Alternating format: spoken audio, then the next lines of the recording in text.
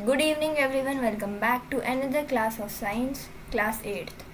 तो आज हम लोग अपनी बुक क्यूरियोसिटीज़ का दूसरा चैप्टर को कंटिन्यू करने वाले हैं।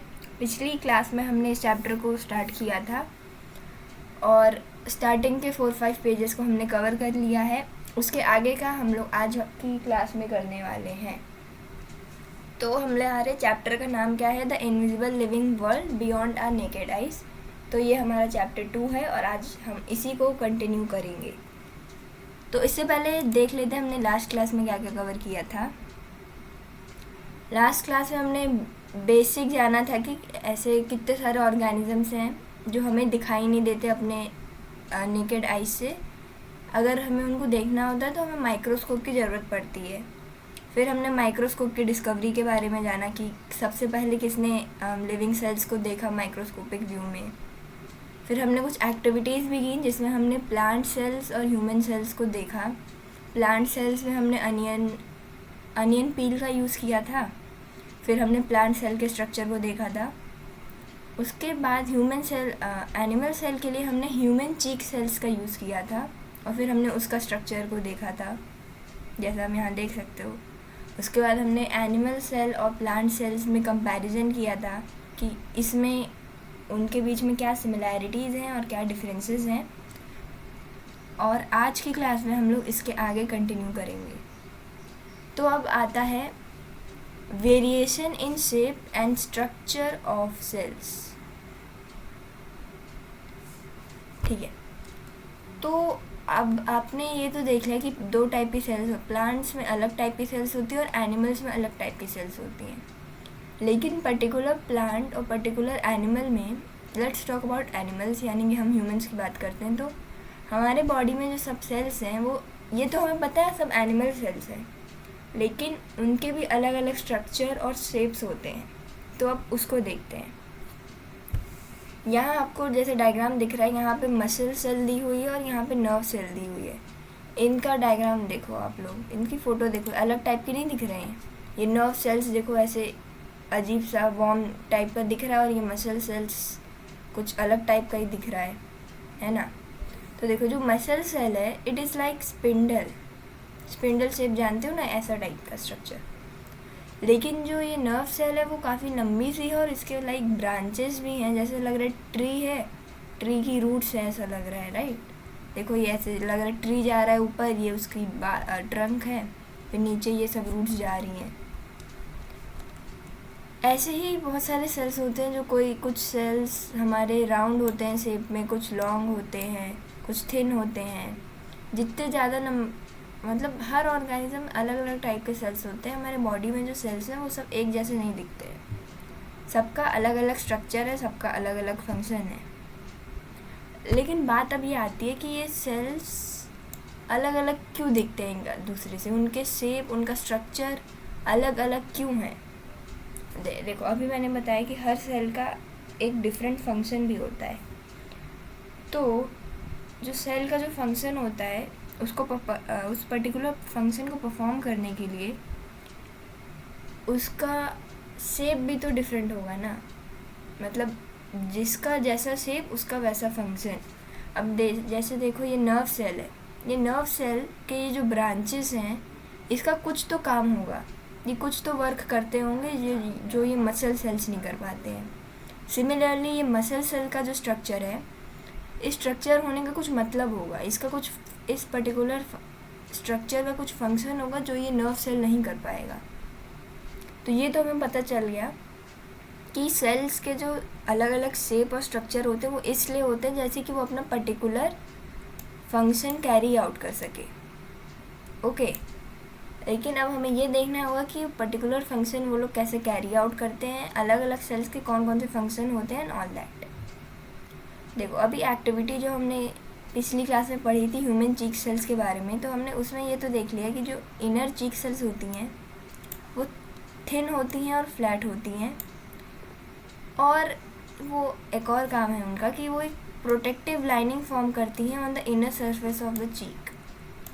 आपने वो जो निकाला हो, मतलब जब ह्यूमन चीक सेल्स जब निकालते हैं लाइक फॉर ऐसे करने के लिए, तो आप देखो कि आपको पेन बहुत कम होता है, या ऐसे ब्लड लॉस वगैरह इतना नहीं हो जाता है, क्योंकि ये जो चीक सेल्स है ना, ये उसकी आउटर लेयर है, एकदम मतलब प्रोटेक्टिव लेयर है, जो इनर मेन सेल्स को प्रोटेक्ट करने के लिए है। ठीक है, वैसे ही नर्व सेल्स की बात करें हम, तो nerve cells are also known as neurons. Nerve cells को क्या बोलते हैं? न्यूरॉन्स भी बोलते हैं। ये क्या करती हैं? It carries messages in our body. कैसी मैसेजेस? अब ये बात आई, मैसेज कैसे कैरी करती है ये बॉडी में, तो इसको आगे देखते हैं।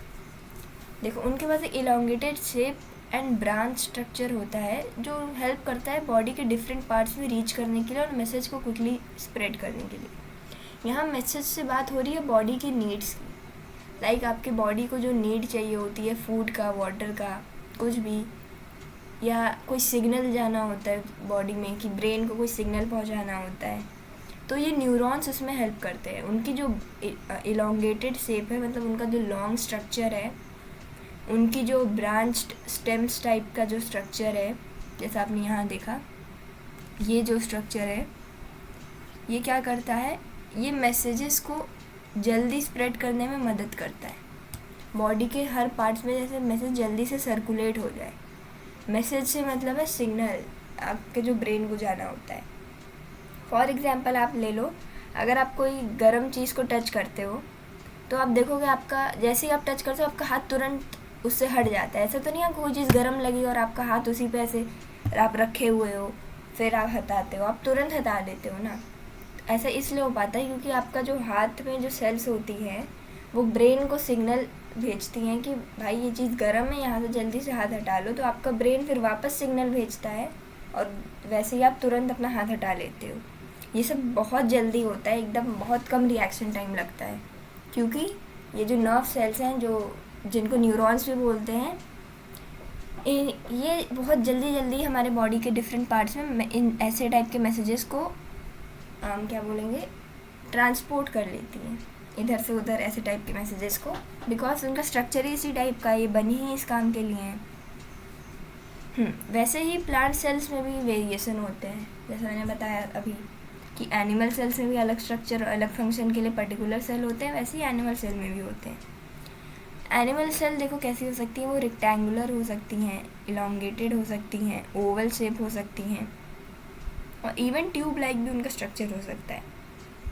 कुछ प्लांट सेल्स क्या होती हैं, उनके पास लॉन्ग ट्यूब सेल्स होती हैं, जो उनको वाटर कैरी करने में मदद करती हैं। देखो, जितना ज़्यादा लंबा होगा उतना ज़्यादा अच्छे से वाटर कैरी हो पाएगा थ्रू आउट, प्लांट चल फिर पाएगा, राइट।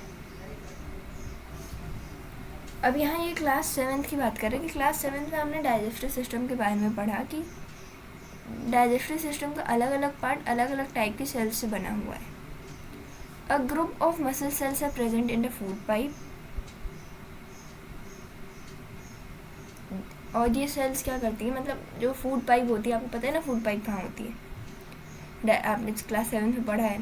जो फूड पाइप की जो मसल सेल्स होती हैं, ग्रुप ऑफ मसल सेल्स होती हैं, मतलब muscle cells type of cells हैं, वो फूड पाइप में प्रेजेंट होती हैं। वो क्या करती हैं, वो सेल्स हेल्प करती हैं कॉन्ट्रैक्ट और रिलैक्स करने में, एक वेव टाइप के मैनर में। वेव जानते हो ना क्या होता है? वेव इस टाइप के, इसको वेव बोलते हैं ना, ऐसे ले लो, ऐसे ही ले लो, ऐसे टाइप की वेव्स होती हैं, राइट। तो ये जो मसल सेल्स होती है हमारी फूड पाइप में, वो कॉन्ट्रैक्ट और रिलैक्स करती हैं और फूड को पुश डाउन करती हैं स्टमक तक। ये मूवमेंट इसीलिए पॉसिबल है क्योंकि मसल सेल्स जो होती हैं वो थिन होती हैं, फ्लेक्सिबल होती हैं और स्पिंडल शेप्ड होती हैं, है ना।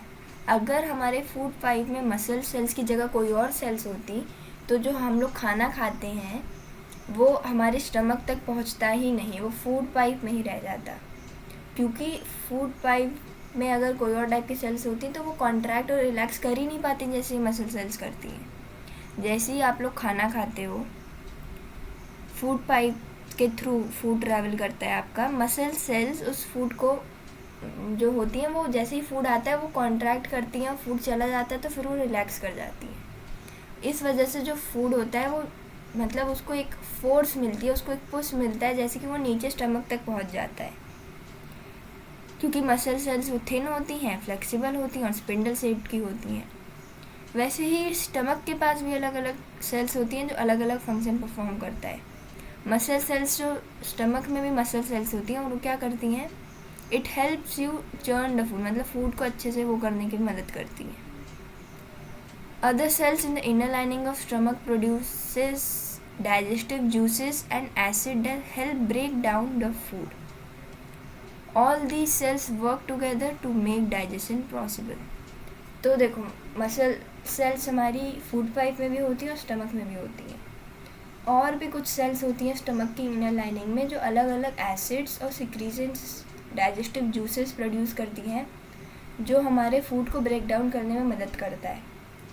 इन सब के कंबाइंड एफर्ट, कंबाइंड वर्किंग की वजह से जो डाइजेशन है हमारे फूड का वो पॉसिबल हो पाता है। ठीक है, अब बात करते हैं what are the levels of organisation in the body of a living organism. Levels of organisation in the body of a living organism. देखो, याद करो, सबसे पहले पार्ट में मैंने बताया था कि एक cell is the basic unit of life. मतलब आपकी लाइफ की सबसे पहली जो यूनिट होती है, जैसे यहाँ लिखा भी है, वो क्या है, सेल है। फिर बहुत सारी सेल्स ग्रुप करके एक टिश्यू बनाती हैं और बहुत सारी टिश्यू ग्रुप करके ऑर्गन्स बनाती हैं। 3-4 ऑर्गन साथ में मिल के ऑर्गन सिस्टम बनाते हैं और बहुत सारे ऑर्गन सिस्टम मिल के एक ऑर्गेनिज्म बनाते हैं। जैसे अब यहाँ देख लो, एक सेल है, एक सेल ने टिश्यू बनाया, हाँ ठीक है, मसल सेल्स हैं, उसने टिश्यू बनाया, फिर उस टिश्यू से ऑर्गन बना, फिर ऐसे ही बहुत सारे ऑर्गन्स बने। जैसे आपका स्टमक बना, स्मॉल इंटेस्टाइन, बिग इंटेस्टाइन और वो सब क्या बोलते, फूड पाइप बना, ऑर्गन हुए वो सब। फिर ये सब कंबाइन करके ऑर्गन सिस्टम बनाए। कौन सा ऑर्गन सिस्टम, डाइजेस्टिव सिस्टम बनाए। फिर डाइजेस्टिव सिस्टम हुआ, नर्वस सिस्टम हुआ, सर्कुलेटरी सिस्टम हुआ, ऐसे टाइप के सब सिस्टम कंबाइन करके एक ऑर्गेनिज्म को फॉर्म किए। तो ऐसे धीरे धीरे करके एक ऑर्गेनिज्म बिल्डअप हुआ, है ना। प्लांट्स में भी इसी टाइप का कुछ सिस्टम रहता है। प्लांट्स में ऑर्गन नहीं रहता है, मतलब प्लांट्स में ऑर्गन रहते हैं, मतलब ऐसा डाइजेस्टिव सिस्टम ह्यूमन्स टाइप का नहीं रहता, बट उनका खुद का एक अलग टाइप का सिस्टम रहता है। ठीक है। The life of a complex living organisms begins with a single cell egg. The egg of an organism has an amazing ability to divide repeatedly to form a complete living being made up of many cells. तो देखो, एक जो life begin होती है वो egg से begin होती है। आपने देखा होगा नहीं होता है कि बर्ड्स एग देती है, फिर वो एग डेवलप होता है, फिर एक छोटी सी बर्ड आती है, फिर वो ग्रो करती है ना। तो लाइफ की बिगिनिंग ही एग से होती है। ये जो एग होता है वो धीरे धीरे रिपीट, उसके पास एबिलिटी होती है डिवाइड करने की, वो धीरे धीरे चेंजेस जाता है, डिवाइड करता है और फिर एक कंप्लीट लिविंग ऑर्गेनिज्म बनाता है ना। ऐसी लिविंग बींग्स को क्या बोलते हैं, multi cellular organisms. Animals including हम ह्यूमंस और प्लांट्स, हम सब मल्टी सेलुलर ऑर्गेनिज्म होते हैं। मल्टी सेलुलर मतलब कि जिनके पास मल्टी मतलब बहुत सारा, सेलुलर मतलब सेल्स, मतलब वो ऑर्गेनिज्म जिनके पास बहुत सारी सेल्स होती हैं उनको मल्टी सेलुलर ऑर्गेनिजम्स बोलते हैं। तो ऑब्वियसली हम ह्यूमंस मल्टी सेलुलर हैं, क्योंकि हमारे बॉडी में एक सेल थोड़ी है, हमारी बॉडी में तो करोड़ों लाखों अरबों सेल्स हैं। Same for animals and same for plants. एक ही सेल थोड़ी है भाई, अलग अलग सेल्स हैं, उनके अलग अलग फंक्शंस हैं। तो हमने अभी सीखा कि मल्टी सेलुलर ऑर्गेनिजम्स क्या होते हैं। अब यहाँ ये बात कर रहे हैं एवर हर्ड ऑफ, कि कभी सुना है तुम लोग ने इसके बारे में। द यॉक यानी कि एग का जो येलो पार्ट होता है, एक ऑस्ट्रिच एग का एक is a single cell, the largest known cell in the living world, measuring about 130 mm to 170 mm in diameter. The egg contains extra non-cellular material, a cell for protection, and a white liquid that nourishes the cell during its continued development. तो ऐसे ये GK के लिए दिया है। आपने ये सुना भी होगा कि ऑस्ट्रिच का एग सबसे बड़ा होता है, और सिर्फ ऑस्ट्रिच का एग सबसे बड़ा नहीं होता, वो सबसे बड़ा एक सिंगल सेल भी है पूरी दुनिया में। उसकी साइज़ भी यहाँ पे दी हुई है 130 to 170 mm इन डायामीटर। तो एक ऑस्ट्रिच का जो यॉक पूरा एग तो सबसे बड़ा होता ही है, लेकिन इन पर्टिकुलर जो यॉक होता है यानी कि जो येलो पार्ट होता है वो सबसे बड़ा सेल है, लिविंग सेल हमारी पूरी दुनिया में। ठीक है, अब देखो अब बात करते हैं हम लोग माइक्रो ऑर्गेनिजम्स के बारे में। हमने अभी सेल्स के बारे में बात किया, प्लांट सेल्स, एनिमल सेल्स। उसके बाद फिर हमने उनके अलग अलग स्ट्रक्चर्स और फंक्शंस के बारे में थोड़ा देखा कि हर सेल का एक पर्टिकुलर फंक्शन होता है, और कुछ एग्जांपल्स के ज़रिए हमने समझा कि जैसे कि क्या। अब बात करते हैं माइक्रो ऑर्गेनिजम्स के बारे में।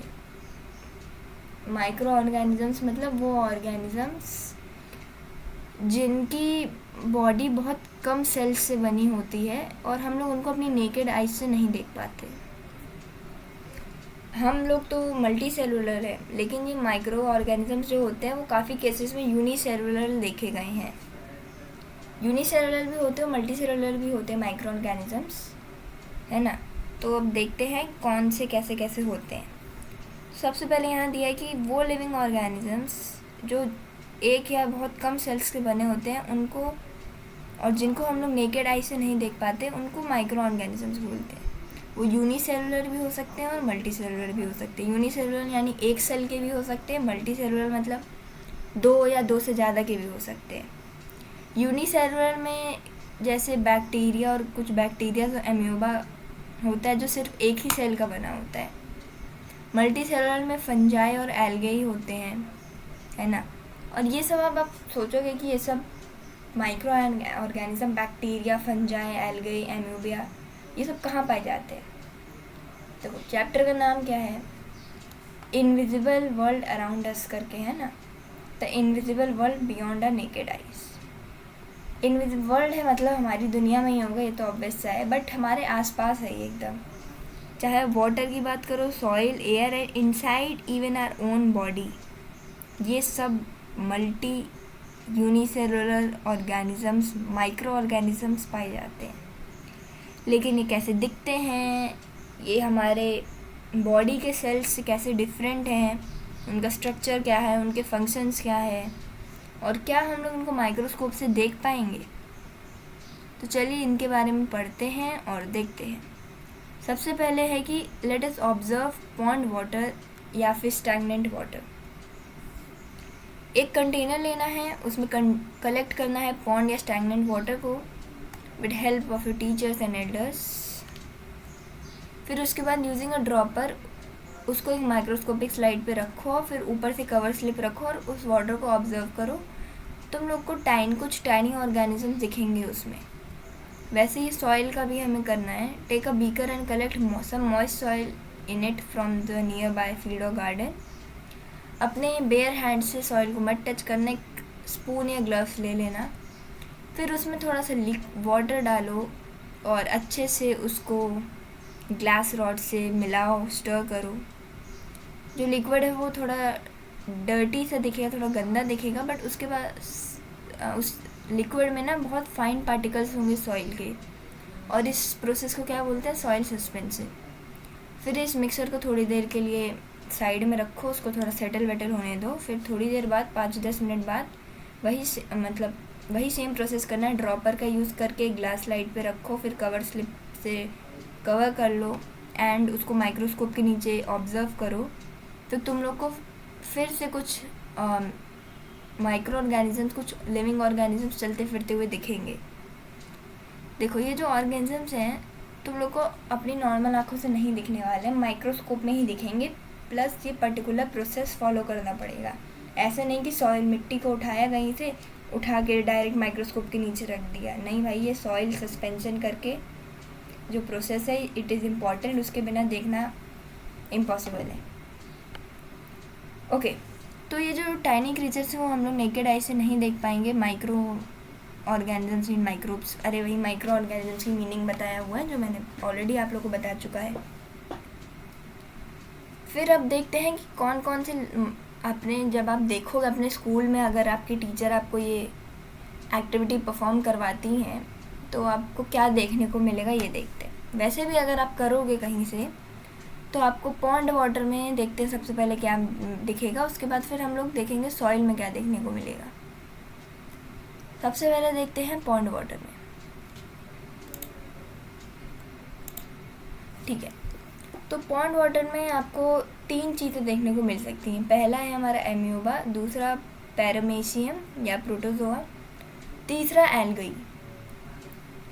तो एम्यूबा क्या होता है, ये एक सिंगल सेल ऑर्गेनिज्म होता है जो चल फिर सकता है खुद से, ऑब्वियसली मूव कर सकता है, और इसका इरेगुलर शेप होता है, मतलब इसका कोई पर्टिकुलर शेप नहीं होता है। जैसे मसल सेल्स की हमने अभी ऊपर बात की थी, उसका शेप स्पिंडल शेप करके था ना, मसल सेल्स कुछ हमारी ऐसी टाइप की थी।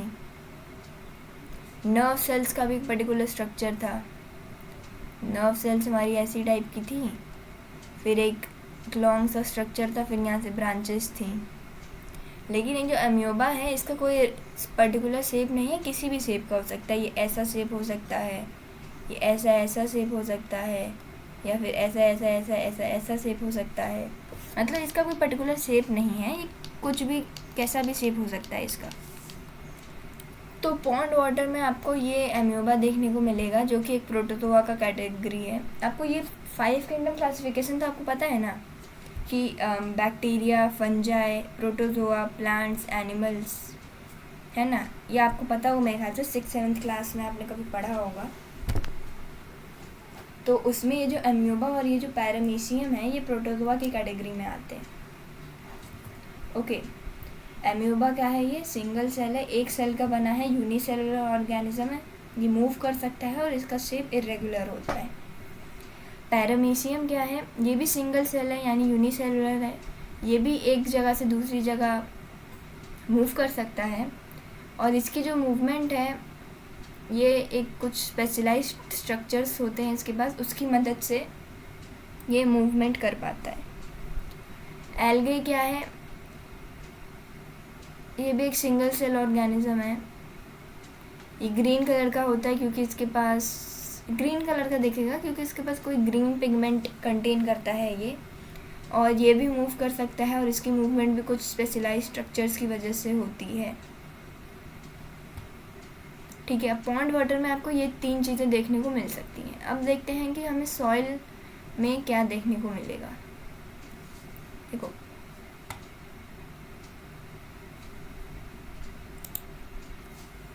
सॉइल में आपको 4 चीज़ें देखने को मिल सकती हैं। सबसे पहला है हमारा ब्रेड माउल्ड जो कि एक फंजाई है, या फिर माउल्ड वो भी एक फंजाई है। एल्गे भी देखने को मिल सकता है या फिर कुछ बैक्टीरियाज भी देखने को मिल सकते हैं। अब बात करते हैं ब्रेड माउल्ड की।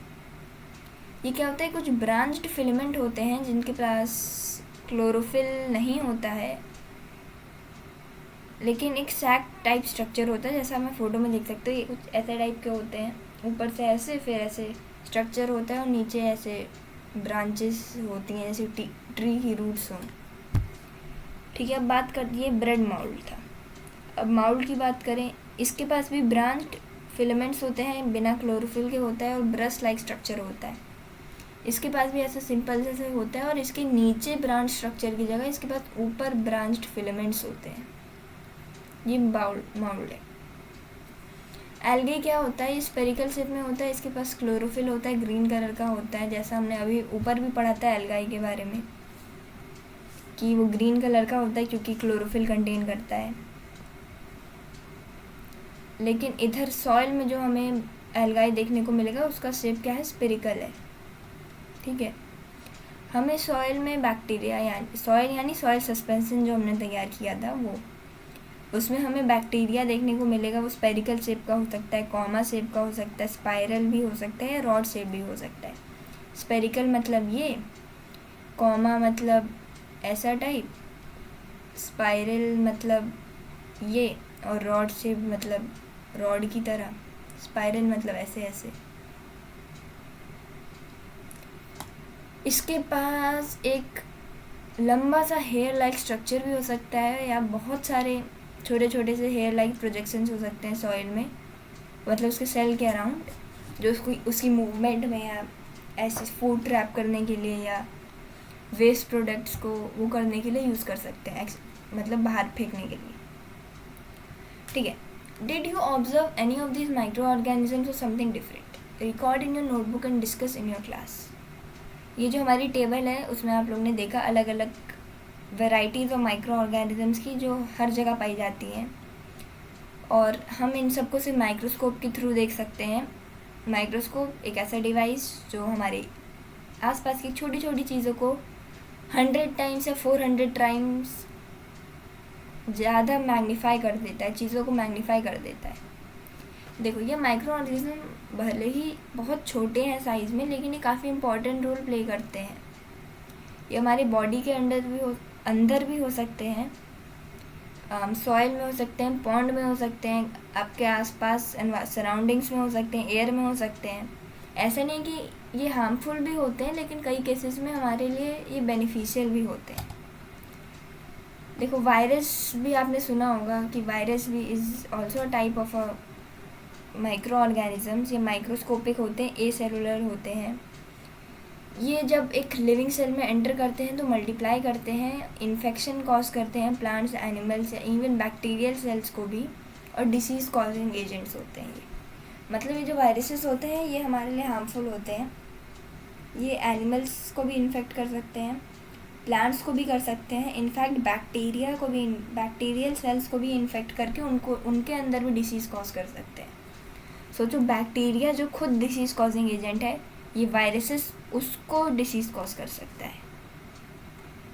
ठीक है, अब बात करते हैं how are we connected to microbes.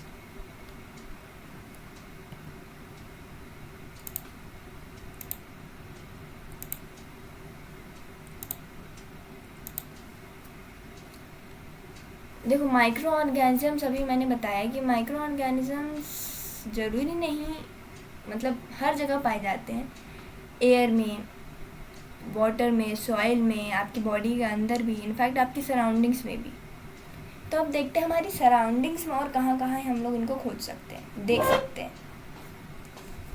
आपने कभी किसी लेमन, टोमेटो, ऑरेंज या किसी और फूड ऐसे टाइप के फूड आइटम को कभी बाहर छोड़ दिया है कुछ टाइम के लिए, तो आप देखोगे कि वो ख़राब हो जाता है। लाइक फॉर एग्जांपल ऑरेंज ले लेते हैं। मान लो आज आप ऑरेंज लेके आए, आपने उसको बाहर रखा हुआ है, 6-7 दिन हो गए, 1 हफ़्ता हो गया मान लो, और वो ऑरेंज आपने वहीं का वहीं छोड़ दिया, तो आप देखोगे उस पर कुछ ऐसे ब्लैक या ऐसे कहो ना ग्रे या वाइट टाइप का कुछ पाउडरी सब्सटेंस, ऑरेंज का कलर ऑरेंज से कुछ और हो जाता है, कुछ अजीब से सब्सटेंस उसके like cotton like powdery type का कुछ ग्रो हो जाता है ना उसके ऊपर। ये इसलिए होता है क्योंकि वो जो ऑरेंज था वो इन्फेक्ट हो गया कुछ माइक्रोब्स के द्वारा, है ना। यही यहाँ पे लिखा है कि अगर आप लेमन, टोमेटो, ऑरेंज ऐसे किसी टाइप के फूड आइटम्स को बाहर छोड़ दोगे थोड़ी देर, काफ़ी देर के लिए, तो आप देखोगे उस पर पाउडरी या कॉटन लाइक ग्रोथ हो जाती है। ऐसे इसलिए क्योंकि वो इन्फेक्ट हो जाते हैं माइक्रोब्स के द्वारा। अब आप सोचोगे ये माइक्रोब्स कहाँ से आए और वो फूड के कांटेक्ट में कैसे आए। ये ऐसा इसलिए है क्योंकि मैंने अभी बताया माइक्रो ऑर्गेनिजम्स हर जगह हैं, everywhere, water, soil, air and even in some food items,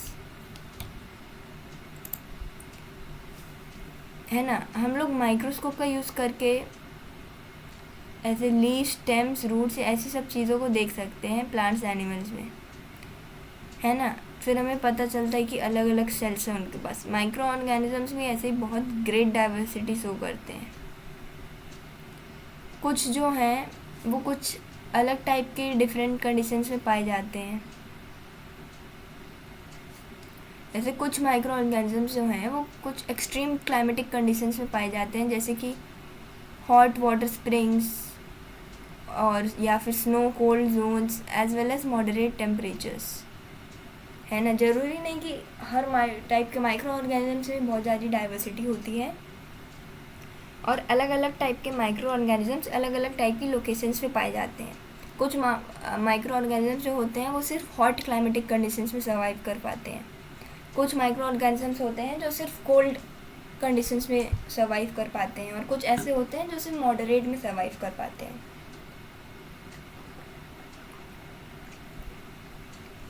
ठीक है। तो अभी मैंने बताया था कि हमारे बॉडी के इनसाइड में माइक्रो ऑर्गेनिजम्स होते हैं और वो कैसे काम करते हैं। हमने वो लाइफ प्रोसेसेस इन एनिमल्स जो हमारा क्लास 7th क्यूरियोसिटी बुक में चैप्टर था उसमें पढ़ा था कि हमारे इंटेस्टाइन में बहुत सारे बैक्टीरियाज हैं जो डाइजेशन में हेल्प करते हैं। Like plants and animals, micro organisms के भी अलग अलग शेप, स्ट्रक्चर और फंक्शंस होते हैं। कुछ इरेगुलर होते हैं, कुछ स्पेरिकल होते हैं, कुछ रॉड शेप्स होते हैं, है ना। तो मतलब डाइवर्सिटी हर जगह है, माइक्रो ऑर्गेनिजम्स में भी, प्लांट्स में भी, एनिमल्स में भी। और सबका एक पर्टिकुलर रोल है हमारी लाइफ में, हमारे इकोसिस्टम में। हमारे वो कुछ ना कुछ कंट्रीब्यूशन ज़रूर करते हैं हमारी बायोडाइवर्सिटी में आसपास की। अब यहाँ ये लड़की क्या कह रही है, but why do microorganisms not infect the pickles and murabbas. Okay, इसका भी एक काफ़ी अच्छा क्वेश्चन है कि ये जो माइक्रो ऑर्गेनिजम्स होते हैं ये सिर्फ टोमेटो, लेमन, ऑरेंज या इस टाइप के फूड आइटम्स को क्यों करते हैं। ये अचार वगैरह, अचार आप देखोगे कि बाहर ही पड़े रहते हैं लेकिन वो 1-2 साल आराम से चल जाते हैं। मुरब्बास भी आप जानते होंगे, वो भी काफ़ी महीनों तक चल जाते हैं। ऐसा क्यों है? ऐसा इसलिए है क्योंकि जब आप स्पाइसेस बनाते हो ना तो आप उसमें सॉल्ट या शुगर डालते हो जो एक प्रिजर्वेटिव की तरह एक्ट करता है। अगर सॉल्ट या शुगर का हाई कंसंट्रेशन रहेगा तो ये जो माइक्रो ऑर्गेनिजम्स है ना वो उन पर ग्रो नहीं कर पाते हैं। आप देखोगे कोई भी, जब कोई पैकेज्ड फूड आइटम होता है उसका एक एक्सपायरी डेट होता है, राइट। एक्सपायर, उसके अंदर कुछ पर्टिकुलर प्रिजर्वेटिव्स ऐड किए जाते हैं जैसे कि वो कुछ पर्टिकुलर टाइम तक चल पाए, है ना। वैसे ही ये जो पिकल्स या मुरब्बात होते हैं उसमें सॉल्ट या शुगर जो होता है वो एज ए प्रिजर्वेटिव काम करता है। अगर इनकी हाई कॉन्सेंट्रेशन है किसी चीज़ पे तो माइक्रो ऑर्गेनिजम्स वहाँ पे ग्रो नहीं कर पाएंगे, ठीक है। तो ये भी आपको एक नई चीज़ पता चली अभी। अब हम जानते हैं कि ये माइक्रो ऑर्गेनिजम्स क्या रोल प्ले करते हैं हमारी बायोडाइवर्सिटी में, हमारे इकोसिस्टम में। सबसे पहला है की players in cleaning the environment, ठीक है। अब ये एक्टिविटी के थ्रू हमें समझाने की कोशिश कर रहे हैं। एक एम्प्टी कंटेनर लेना है और उसको आधा तक गार्डन सॉइल से आपको फिल कर लेना है, फिर उसमें कुछ फ्रूट और वेजिटेबल्स की पील ऐड करनी है और एक और सॉइल की लेयर उस पर डालना है और उसको थोड़ी देर के लिए छोड़ देना है, 2-3 हफ्तों के लिए। उसके बाद आप देखोगे कि वहाँ पे कुछ चेंजेस आ गए हैं। क्या चेंजेस आ गए हैं चलिए देखते हैं। आप लोग देखोगे कि वो जो peels of fruits and vegetables थे वो डार्क कलर मटेरियल में, एक मतलब उनका कुछ अलग डार्क सा कलर आ गया है। इसको क्या बोलेंगे, इसको मैन्योर बोलते हैं। ये क्या होता है, ये न्यूट्रिएंट्स में बहुत रिच होता है और ये सॉइल की फर्टिलिटी को इंक्रीज़ करने में मदद करता है। बट आप कहोगे कि ये जो फ्रूट और वेजिटेबल्स की पील्स थे ये मैन्योर में कन्वर्ट कैसे हुए। तो ये मैन्योर में कन्वर्ट हुए because of micro organisms. Micro organisms like fungi और बैक्टीरिया ये प्लांट वेस्ट पे एक्ट करते हैं और उसको ब्रेक डाउन करते हैं सिंपलर न्यूट्रिएंट्स रिच मटेरियल्स में। मतलब कि आपने ये देखा था ना कि हमारे स्टमक में जो बैक्टीरियाज होते हैं वो फूड को ब्रेक डाउन करते हैं। तो इधर ये जो फंजाई और बैक्टीरिया हैं वो प्लांट वेस्ट को ब्रेक डाउन करते हैं, ऐसा ब्रेक डाउन करते हैं कि वो एक न्यूट्रिएंट्स रिच मैन्योर में कन्वर्ट हो जाता है। इसलिए आप देखोगे कि जो गार्डनर्स होते हैं या फिर मे बी आपके स्कूल के आसपास में भी, आपके घर के आसपास लोग ड्राई लीव्स को कलेक्ट करते हैं, प्लांट्स वेस्ट को कलेक्ट करते हैं और उनको एक पिट्स में डालते हैं। आपको समझ आया ऐसा क्यों करते हैं? क्योंकि वो उसको as a natural manure use करते हैं। आप भी घर पे ट्राई कर सकते हो, मे बी आपकी फैमिली में कोई करता ही हो या आपने कहीं ना कहीं देखा हो कि ऐसे प्लांट्स वेस्ट और ऐसे टाइप की चीज़ों को लोग एक जगह रिज़र्व करके रखते हैं, फिर उसको मैन्योर में कन्वर्ट करके फिर उसको as a fertilizers, as a nutrient increasing fertilizer use करते हैं। ओके, आप भी ऐसे यूज़ कर सकते हो। अगर आपके घर में प्लांट्स वगैरह हैं, उनकी अच्छी ग्रोथ नहीं हो रही है तो आप ऐसे घर पे ही अपने नेचुरल मैन्योर तैयार कर सकते हो। इससे प्लांट की क्वालिटी, प्लांट की न्यूट्रिएंट्स बढ़ जाते हैं। कहते हैं ना प्लांट का क्वालिटी बढ़ जाता है, वो अच्छे से सॉइल फर्टाइल हो जाती है, प्लांट्स को न्यूट्रिएंट्स अच्छे से मिल पाते हैं। ठीक है।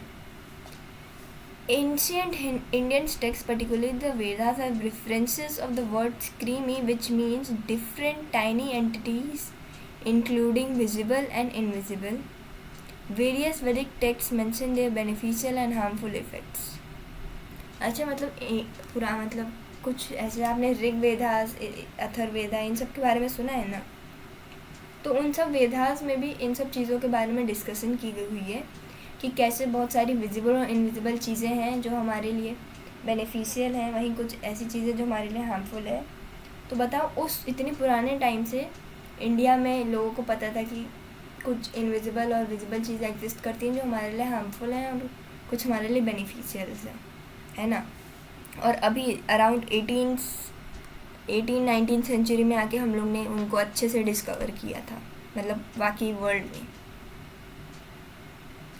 ठीक है, अब आगे ये सब डिकम्पोजिशन वगैरह के बारे में बता रहा है, तो इसको देख लेते हैं। अगर आप ध्यान से देखोगे तो जो ये डिकेइंग प्लांट्स या फिर फॉलन लीव्स, अगर जहाँ ये एक कंटेनर में स्टोर की जाती है या एक ऐसी गार्डन में पड़ी रहती हैं, ऐसी रोड वगैरह में पड़ी रहती हैं, तो कुछ खुद कुछ टाइम बाद डिसअपियर हो जाती हैं सराउंडिंग से।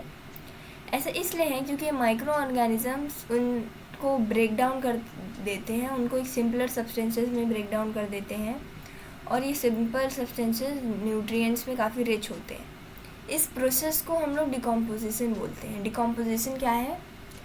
It is the break down of complex substances, decay plant material or decay plants or animals waste that is broken down into simpler substances। ठीक है, इस प्रोसेस को डिकम्पोजिशन बोलते हैं।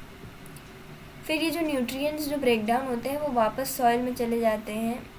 मतलब देखो, पेड़ से कोई पत्ती गिरी, एक लीफ गिरी, उस लीफ डिकम्पोजिशन के थ्रू गो की, वो फिर वो एक रिच न्यूट्रिएंट रिच सब्सटेंस में कन्वर्ट हो गई, फिर सॉइल ने उसको ऑब्जर्व कर लिया, फिर वही उसी ट्री ने उसको ऑब्जर्व कर लिया और उस ट्री की बेटर ग्रोथ में उस लीफ ने मदद की समहाउ। लाइक देख रहे हो, एक टाइप ऑफ साइकिल।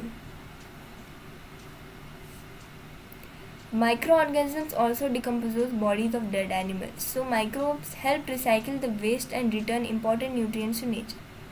देखो, ये जो माइक्रो ऑर्गेनिजम्स हैं सिर्फ प्लांट वेस्ट को नहीं, एनिमल्स वेस्ट को भी कन्वर्ट करते हैं। इनफैक्ट डेड एनिमल्स को भी ये लोग सिंपलर उसमें ब्रेक डाउन करते हैं, है ना, और इम्पॉर्टेंट न्यूट्रिएंट्स प्रोवाइड करते हैं नेचर को।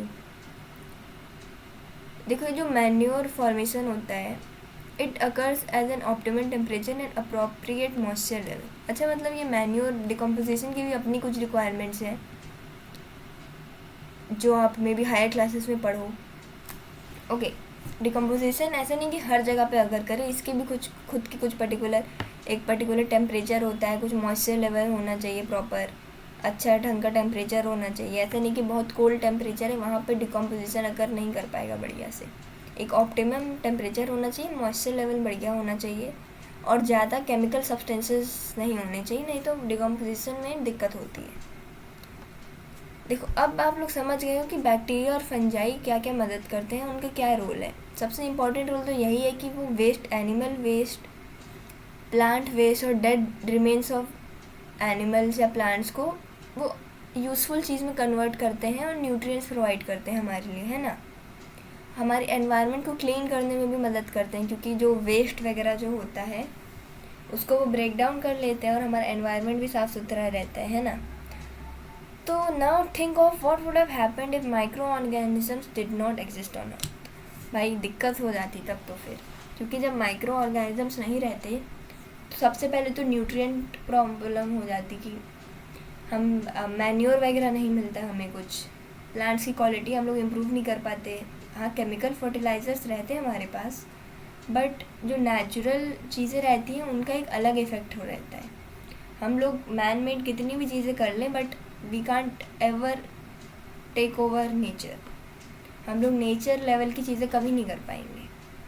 और एनवायरनमेंट को क्लीन रखने में भी कितना मदद करते हैं। मान लो ये माइक्रो ऑर्गेनिजम्स नहीं होते तो हम लोग अपना फूड भी अच्छे से हमारा डाइजेस्ट नहीं हो पाता भाई। हमारे बॉडी में कितने सारे ऐसे बैक्टीरियाज़ हैं, गुड बैक्टीरियाज़ हैं जो हमारी हेल्प करते हैं, है ना।